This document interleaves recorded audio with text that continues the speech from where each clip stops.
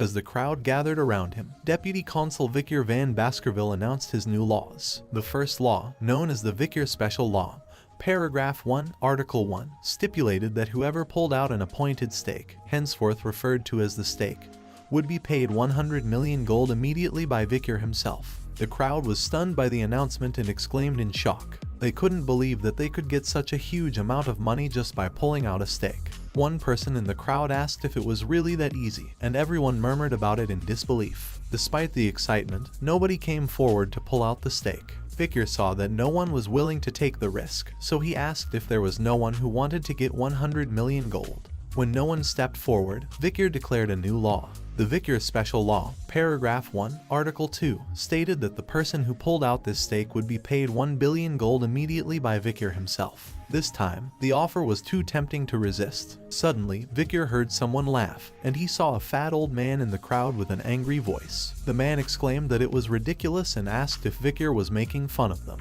He questioned who would attempt it, and the crowd began to murmur in agreement. But someone in the crowd pointed out that 1 billion gold was not chump change, and the mood shifted slightly. General Secretary Chihuahua, who was on stage behind Vicar, wondered why they were getting embarrassed instead. But Vicar ignored all the comments and asked if there was no one willing to take the challenge. With no one stepping forward, Vicar surprised the crowd once again by declaring a new law. This time, the reward was even higher, 10 billion gold. The crowd was stunned by the offer, and Vicar confidently stated that the person who pulled out the stake would be rewarded with the sum. As Vicar repeated his offer, the crowd was in a state of shock and confusion. Some wondered if it was all just a joke, while others were tempted to try their luck. However, others warned them of the potential consequences, saying that just look at the sword on his waist and the potential danger of being perceived as greedy by the deputy consul. Despite Vicar's repeated offers, no one came forward to pull the stake. As he was about to speak again, he was interrupted by Chihuahua, who whispered to him that there was not enough money in the city to fulfill his offer.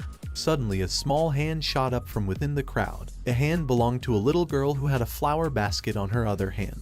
She timidly asked if she could try. The crowd was shocked that this little girl was trying to pull out the stake from the ground. An old man recognized her as Judy, the flower girl, and tried to stop her. But Judy explained that her mother was sick and she had to try something. Despite the old man's warnings, Judy approached the stake and stood in front of it. She looked at the man behind the stake with fear and hesitation.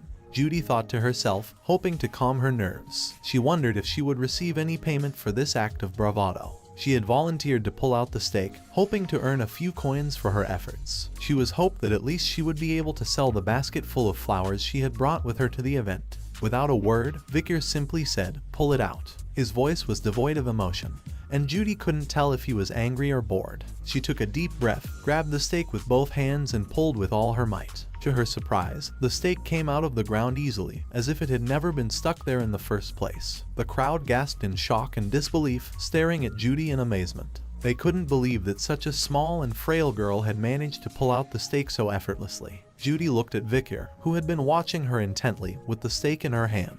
Judy wondered if she had done something wrong, as Vicar made a motion as if he was about to pull out his sword. Her heart sank as she closed her eyes in fear, tears threatening to spill down her cheeks. She thought of her mother and wondered who would take care of her after she was gone. But instead of the sword, a hand with a bag appeared in front of her. As Judy opened her eyes, she saw Vicar on one knee, holding a bag filled with gold. Vicar, while giving the bag to Judy, said that for now, here is 100 million gold. Judy stood there, still in shock, holding the bag of gold tightly in her hand. Vicar looked at her and asked her where her home was, since 10 billion gold will be heavy, so he will have it shipped to her home. Vicar even provided her with a guard to protect her reward. Judy couldn't believe what she was hearing. Vicar then placed his hand on her head and said, "This is the law. It must always be obeyed." The crowd behind them was equally stunned, their mouths hanging open in disbelief. Even Chihuahua, who had been watching the scene, had his mouth hung open. No one had expected Vicar to actually follow through with his promise to reward the person who managed to pull out the stake from the ground. The performance was a significant turning point, as it allowed the Vicar Special Law to become more famous than the self-governance law of the Baskerville clan.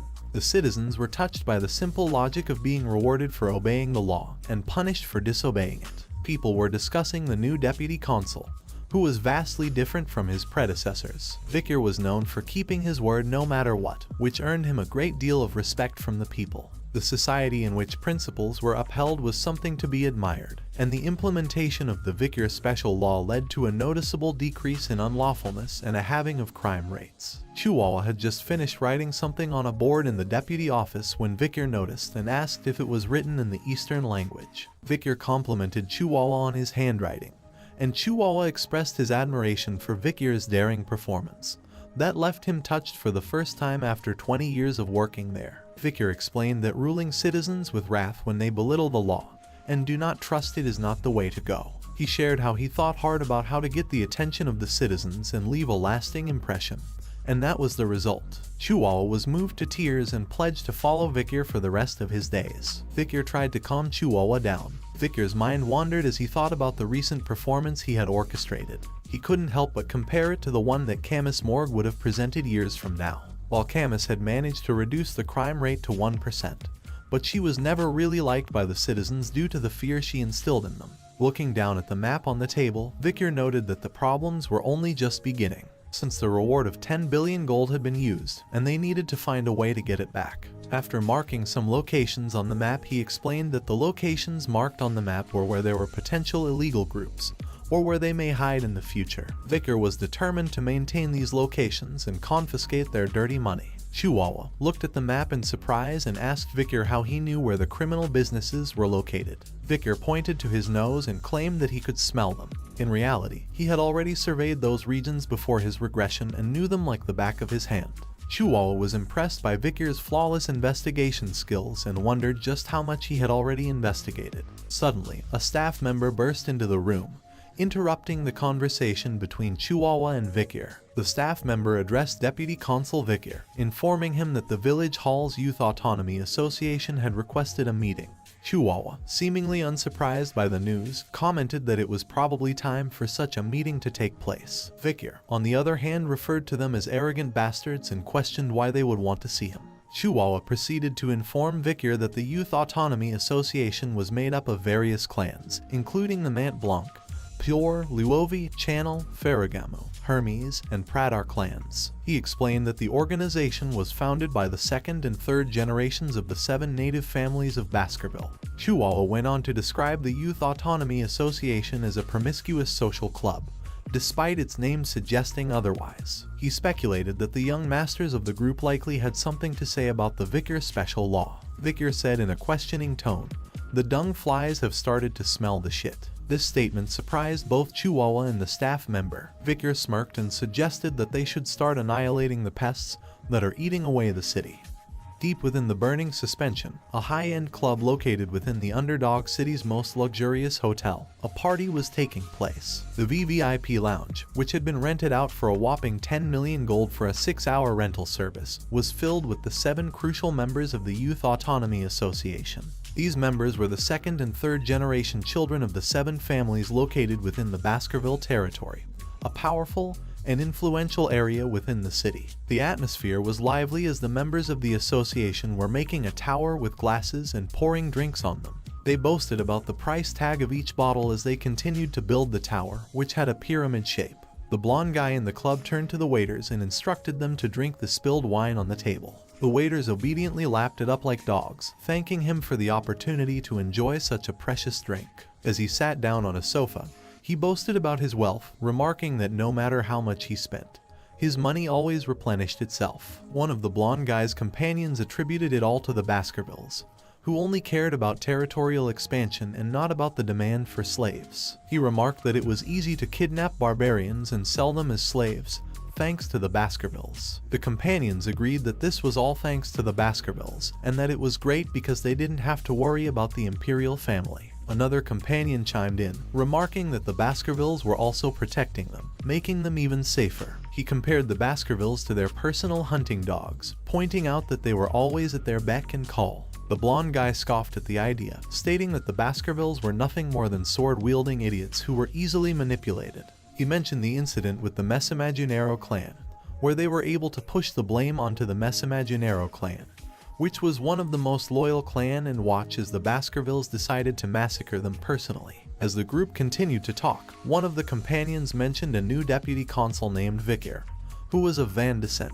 The blonde guy questioned if anyone had heard of him before, and when they replied no, he suggested that they teach the young government worker a lesson. The plan was to invite him to a party with the best drinks and women, and once the party was over, they would force him to pay for it. The blonde guy was confident that the 15-year-old wouldn't be able to report them since he wouldn't have any money. The companions agreed, and the group laughed at the thought of their impending prank. As they were discussing their plan, a waiter entered the room with some girls, announcing their arrival. The blonde guy and his companions looked up excitedly, eager to enjoy their evening with the ladies. One of the guys noticed a young male accompanying the ladies and questioned his presence. The waiter was unaware of who he was and answered that he entered with such confidence that nobody questioned him. The young male was none other than Victor. The waiter grabbed Victor by his hair and, in an angry tone, demanded to know why he was there. However, Victor's eyes glowed with anger, and suddenly the room fell silent as the group had shocked expression on their faces. As Victor approached the group, the waiter noticed that his arm was bent at an impossible angle, causing him to shout in pain.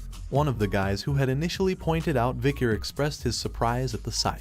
Victor introduced himself as Victor Van Baskerville, and the guy repeated his name and recognized him as the deputy consul, and questioned why he was there. Victor simply replied that they have invited him here. The blonde guy realized that the situation was getting out of hand and tried to calm down the situation and exclaimed with laughter, saying that it was amazing that he had come to the party. Victor watched the blonde guy whisper with one of his companions, discussing something.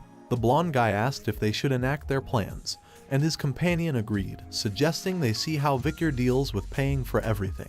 The blonde guy agreed and suggested they keep Victor there and force him to pay once the party was over. Victor couldn't take it any longer. He placed his hand on the table, interrupting their conversation, and demanded that they stop the pointless chatter. Suddenly, the whole table exploded, and glasses filled with drinks crashed to the floor, causing the people in the room to look on in surprise. As the drinks fell down, the blonde guy watched in disbelief as the table exploded, and his thoughts immediately went to Victor's potential abilities. He thought, could he have used mana manipulation to make the champagne tower explode just by touching the table? The blonde guy realized that Victor was a graduator. The blonde guy's companion was equally shocked and whispered in anger that they had thought Victor was just a 15-year-old kid.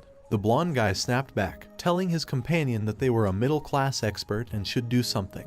But the companion was too scared, knowing that they would lose in an instant if they tried to fight Victor. Suddenly, Victor placed his hand on one of the guy's shoulders and addressed him directly. The guy was so scared that he blurted out that they were going to pay for the drinks. Victor questioned whether they were planning on forcing him to pay for everything, and the guy realized that he had made a huge mistake. Another companion spoke up, asking who would dare do such a thing.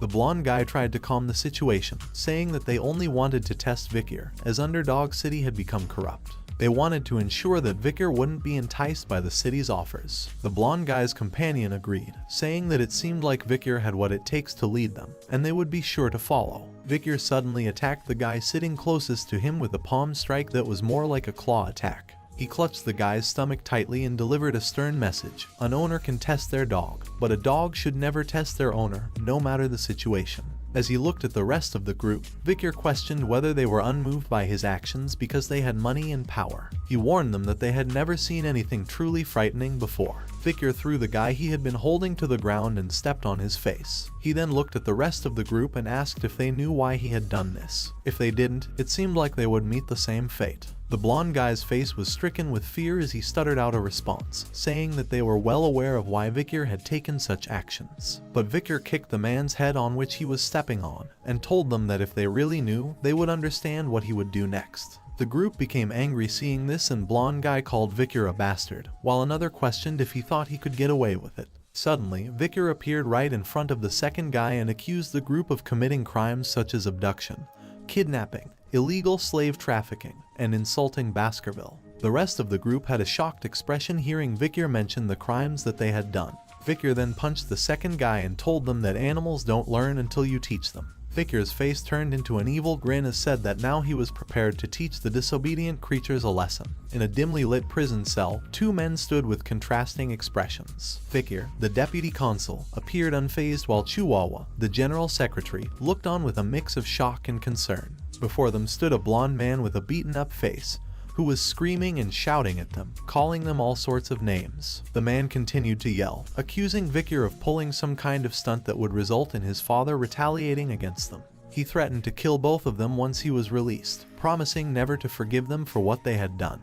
Chihuahua was visibly distressed by the situation and turned to Victor, asking why the man had been beaten so brutally. Victor asked if he thought he had overdone it, to which Chihuahua responded with a resounding yes. He expressed his disbelief that anyone could inflict such serious injuries on another human being, comparing the victim to a meat bag. But Victor didn't seem to care. He walked towards the cell with a cold smile on his face, assuring Chihuahua that he hadn't even started yet. Chihuahua, on the other hand, looked shocked and disbelieving. He asked Victor what he was planning to do, to which Victor replied that he was going to execute all the wicked civil servants who had mutated into a hideous organization. He claimed that he could tell from their arrogant expressions that they lacked proper education, and that they had even overlooked the authority of the Baskerville clan. Chihuahua still couldn't believe what he was hearing. He asked Victor if he was serious, to which Victor replied in the affirmative. The blonde guy and his companions were now begging for their lives, promising to give Victor everything they had if he spared them. Chihuahua then voiced his concern about the repercussions of Victor's actions. He asked him if he was aware that the families of the executed men would not just sit idly by. They were cowardly, yet daring, and they would use whatever methods possible to avenge their loved ones. Victor's confident smile remained as he reassured Chihuahua that there was no need to worry about the families of the executed men. He claimed that these corrupt officials were tied to the criminal organizations of Underdog City, and that their families would not be able to complain.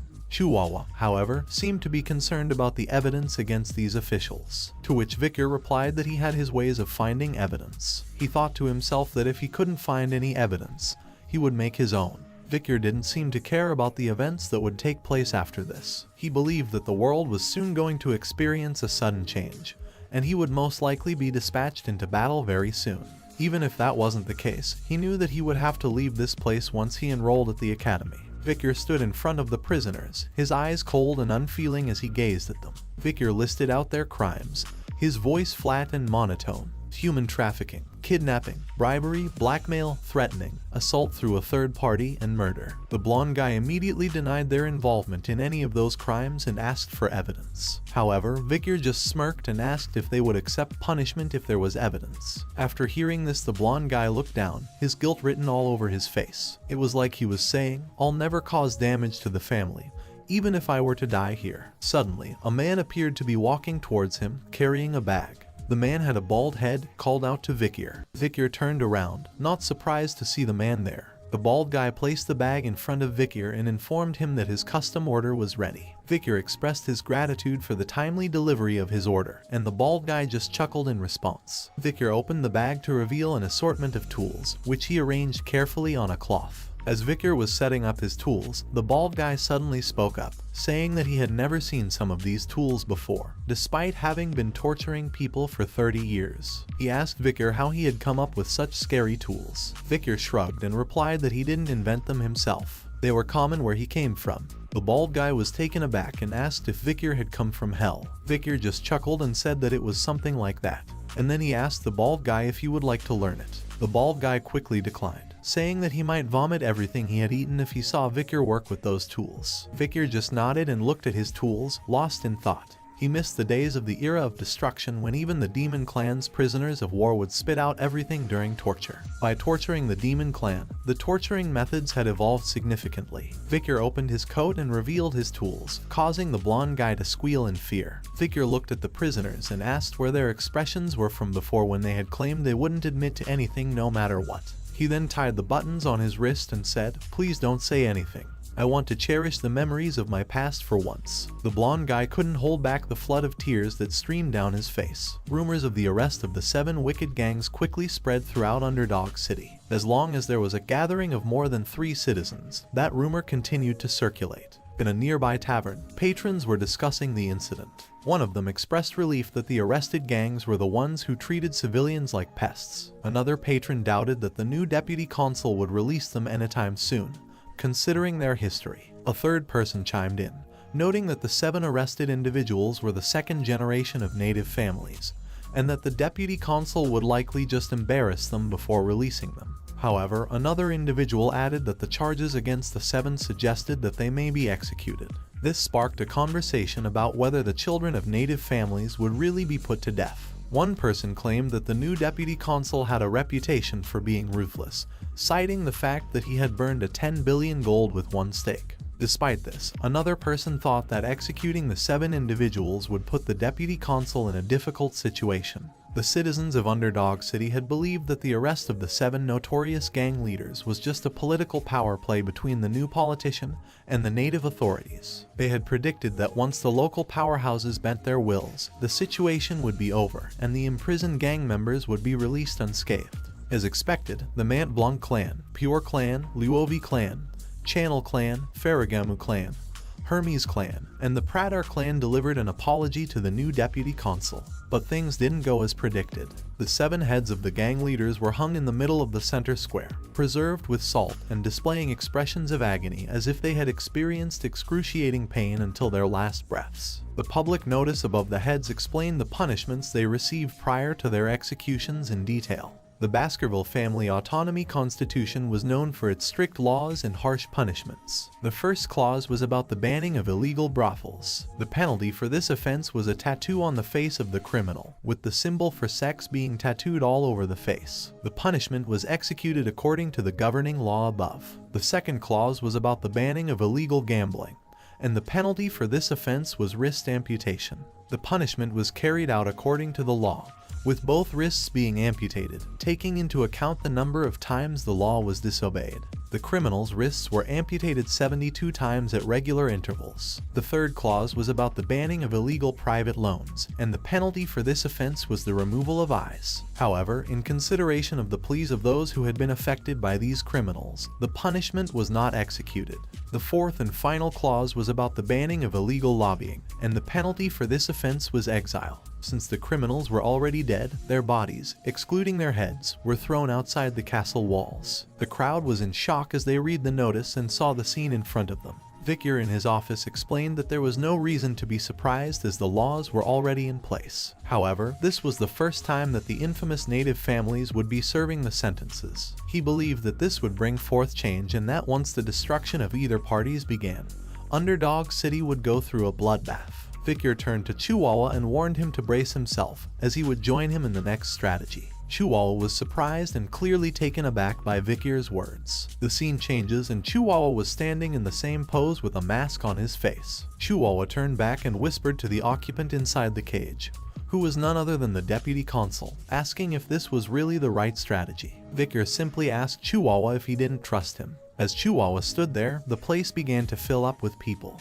They all wore masks to conceal their identities, and slaves were also being transported, their hands bound in iron chains. Amidst the chaos, Chihuahua's thoughts turned to Vicar, who sat quietly in one of the slave cages. Chihuahua wondered if deputy consul being sold as a slave was a good strategy. Underdog City, located in the outskirts, was known for its unlawful events, and one such event was the slave auction. In the middle of nowhere, a huge tent was set up, and luxurious carriages started to gather around it. The products being sold were kidnapped barbarians, nobles, and commoners, all waiting to be auctioned off to the highest bidder. The Baskerville family was unaware of this unlawful event. The auctioneer, standing in front of the crowd, greeted them and welcomed them to the circus. The auctioneer noticed the arrival of Chihuahua's group. He greeted them with a smile, recognizing their signature trait as an exclusive feature of the Mont Blanc clan.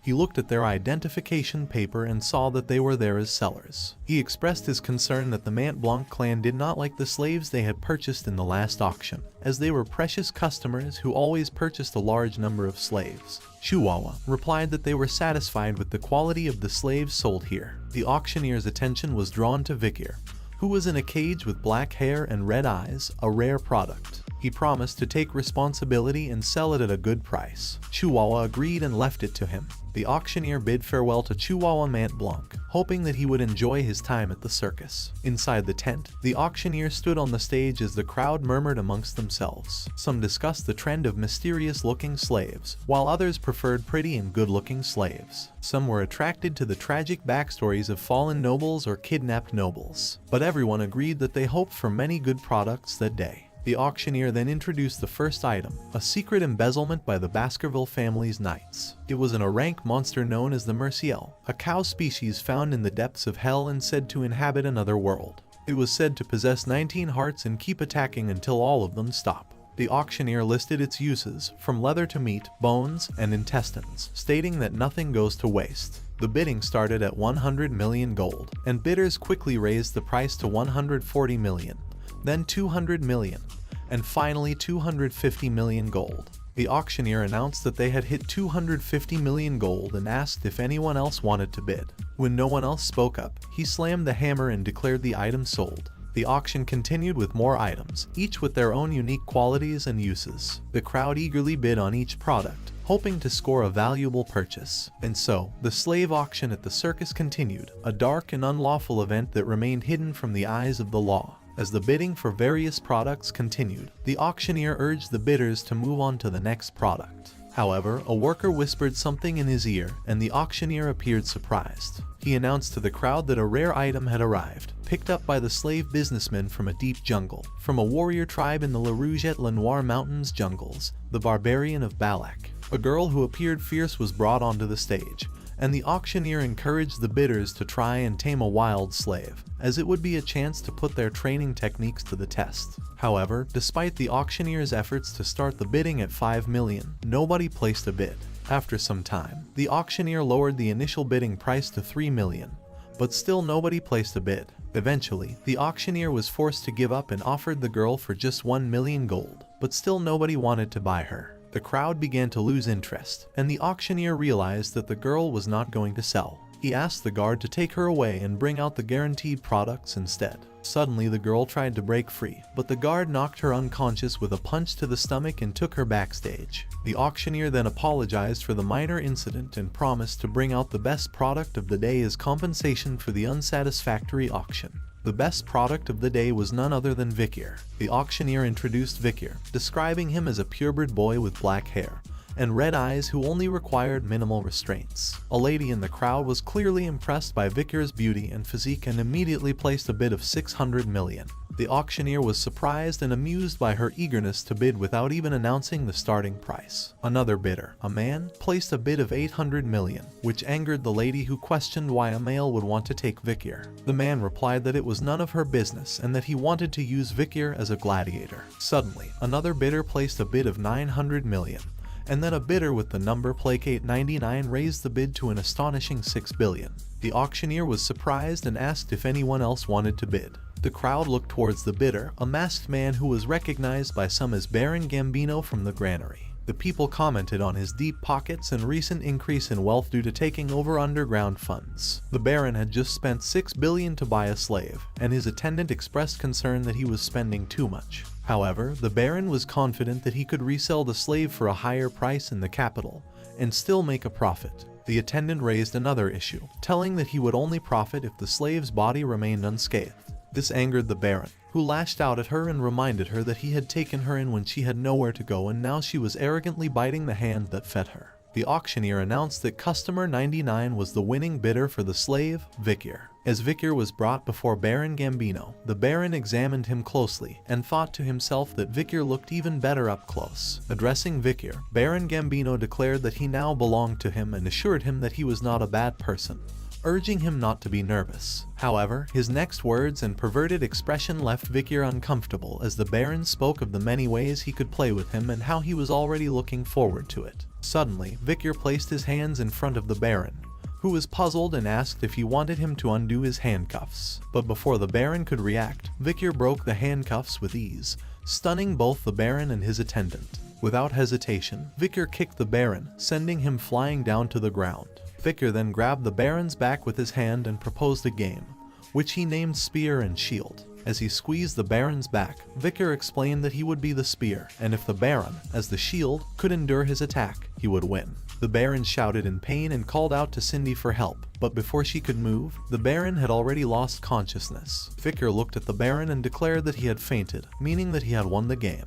He then took off the fake hair he was wearing, revealing his true identity as Vikir van Baskerville. Cindy Windy, the Baron's attendant, instantly recognized him and exclaimed his name. However, Vikir ignored her and instead turned to the Baron, asking if he was dead. The crowd was shocked to see Victor there and started murmuring amongst themselves, wondering if Victor was here then who was the underdog city's new deputy consul. Someone even questioned why a Baskerville Hound was present here. Meanwhile, Chihuahua, who was among the crowd, thought to himself how the deputy consul had turned the situation into something big. Victor then looked at the crowd and remarked that the circus was a suitable name for this place. His eyes and smile turned menacing as he warned everyone not to think they could leave in one piece. Victor stood in the middle of the auction room, unarmed and surrounded by guards. The atmosphere was tense as everyone watched in worry, unsure of what would happen next. The auctioneer was clearly unhappy with the situation and shouted at the guards to just kill Victor, not caring about his status as the deputy consul. The guards started attacking Victor. However, before they could reach him, Beelzebub emerged from Victor's hands and his sword reached them first and sliced through them with ease. The auctioneer was terrified by the red and horrific aura emanating from Victor and realized that Victor was no ordinary person. As one of the guards prepared to swing a metal ball attached to a chain towards Victor, he quickly ran towards him and sliced through both the ball and the guard effortlessly. The auctioneer's thoughts were racing as he tried to make sense of what was happening. He couldn't believe that Victor was a graduator, that too at such a young age. Graduators were the ultimate weapons that represented a nation's strength. He knew that they didn't stand a chance at winning if Victor was their opponent. Suddenly, Chihuahua spoke up, revealing that he had never expected the deputy consul's swordsmanship skills to be so irregular. However, he was soon shocked by something he saw. As Victor continued to fight, he suddenly heard a laugh coming from behind him. He turned around to see the auctioneer holding a knife to Chihuahua's throat. The auctioneer demanded that Victor drop his weapon and surrender, threatening to kill Chihuahua if he didn't comply. Victor remained calm and stood his ground, causing the auctioneer to become even more agitated. Chihuahua, whose throat was still being held by the knife, reassured Victor that he was alright and urged him to look after himself. The auctioneer was angry at Chihuahua's words and tried to stop him from talking, but Chihuahua remained steadfast in his loyalty to his superior. Victor laughed at Chihuahua's words, impressed by his dedication, and assured him that he had received a trump card from the patriarch Hugo. Victor revealed a flute attached to his leg, causing the auctioneer to become confused and ask what he was planning to do with it. Chihuahua also saw the whistle and thought about its significance. Victor, with the flute in his hand, stepped forward in front of the crowd. Without any warning, he put the flute in his mouth and blew it with all his might. The sound was so loud that it echoed throughout the entire room. The people in the crowd covered their ears with their hands and shouted in pain, trying to protect themselves from the deafening noise. When Victor finished playing the flute, everyone looked at him in silence, trying to understand what had just happened. The auctioneer, who was in charge of the event, realized that everything was fine. He seemed to be relieved that nothing had happened and laughed it off as a scare tactic and said that even a graduator can't do anything here. However, the situation took a deadly turn as the auctioneer's throat was pierced by a sword from behind.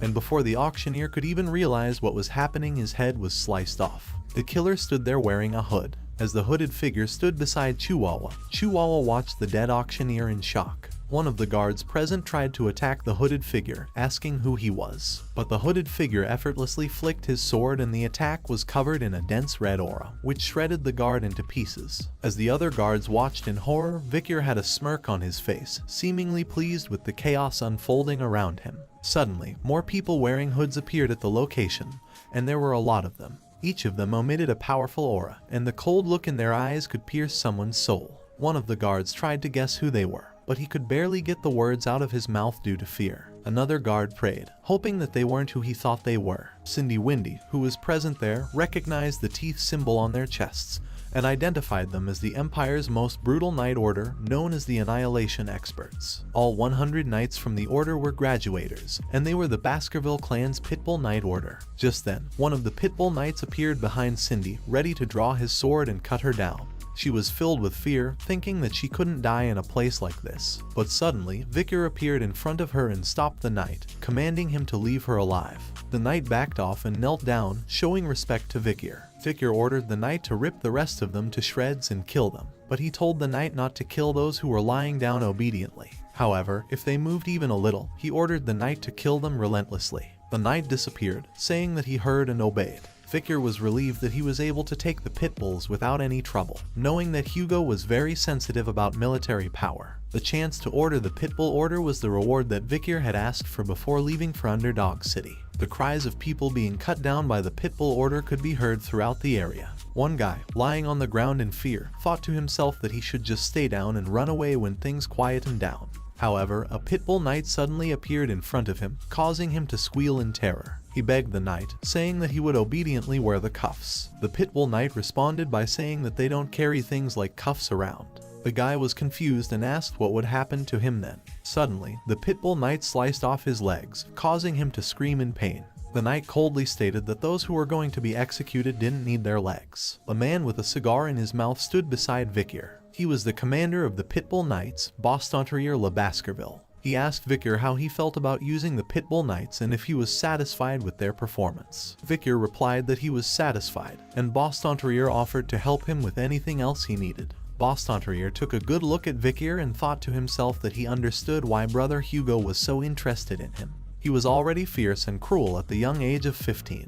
Bostontrier placed his hand on Victor's head and invited him to come to the pit bull knights later, promising to raise him properly. Victor hesitated and said he would think about it. As he started to leave, he mentioned an urgent matter that he needed to attend to. Bostontrier watched Victor leave and couldn't help but feel ignored. He thought to himself that he wanted Victor even more now. As Victor left, he thought to himself that Bostontrier was burdensome. Victor stepped into the dimly lit storeroom, his eyes scanning and searching for something as he muttered to himself.